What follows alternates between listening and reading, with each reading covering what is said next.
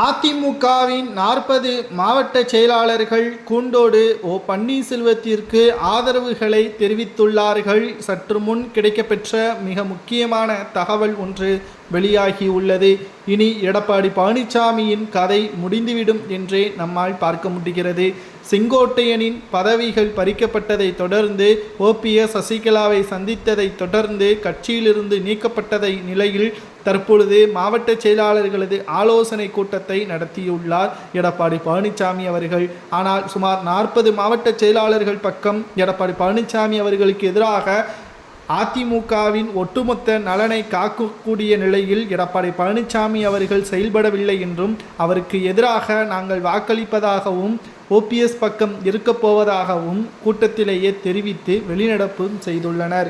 மேலும் பொதுக்குழுவை நடத்தினால் நிச்சயம் மாவட்ட செயலாளர்கள் பெரும்பாலானோர் ஓபிஎஸ் அவர்களுக்கு ஆதரவாகவும் எடப்பாடி பழனிசாமி அவர்களுக்கு எதிராகவும் கருத்துக்களை பதிவு செய்தால் எடப்பாடி பழனிசாமியின் பொதுச் செயலாளர் பதவி பறிபோகும். அவருக்கு வலது கையாக இருக்கக்கூடிய மாஜி அமைச்சர்களது நிலைமையும் கேள்விக்குறியாக மாறும் என்ற தகவலும் கிடைக்கப்பட்டுள்ளது. ஆனால் தற்பொழுது மாவட்ட செயலாளர்கள் பெரும்பாலானோரை ஒரே சமயத்தில் கட்சியிலிருந்து நீக்க முடியாத நிலையும் எடப்பாடிக்கு ஏற்பட்டுள்ளது. தற்பொழுது ஓபிஎஸ் அவர்களுக்கு மிகப்பெரிய ஒரு அதிர்ஷ்டமாக மாவட்ட செயலாளர்களது செயல்பாடுகள் அமைந்திருக்கிறது.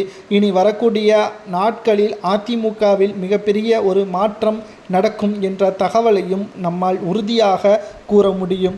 2026 சட்டசபை தேர்தல் என்பது அனைத்திந்திய அண்ணா திராவிட முன்னேற்றக் கழகத்திற்கு மிகப்பெரிய ஒரு மாற்றத்தை ஏற்படுத்தும்.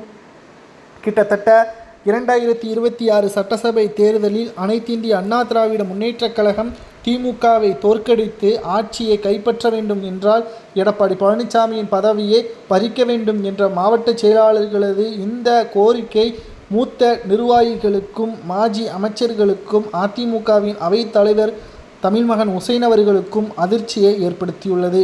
அதிமுகவின் உண்மையான தொண்டர்களாகிய உங்களது கருத்துக்களை கூறுங்கள். மாவட்ட செயலாளர்கள் எடப்பாடிக்கு எதிராகவும் ஓபிஎஸ்ஸிற்கு ஆதரவாகவும், அதாவது ஓபிஎஸ்ஸிற்கு ஆதரவாக என்றால் கட்சியிலிருந்து நீக்கப்பட்டவர்களாக இருக்கக்கூடிய சசிகலா, டிடிவி தினகரன், வைத்திலிங்கம், மனோஜ் பாண்டியன், செங்கோட்டையனுக்கு ஆதரவாக பேசியிருப்பது சரியா தவறா, அல்லது எடப்பாடியே அதிமுகவின் வளர்ச்சிக்கு தகுதியானவரா என்பதை கமெண்ட் வாயிலாக மறக்காமல் கூறுங்கள்.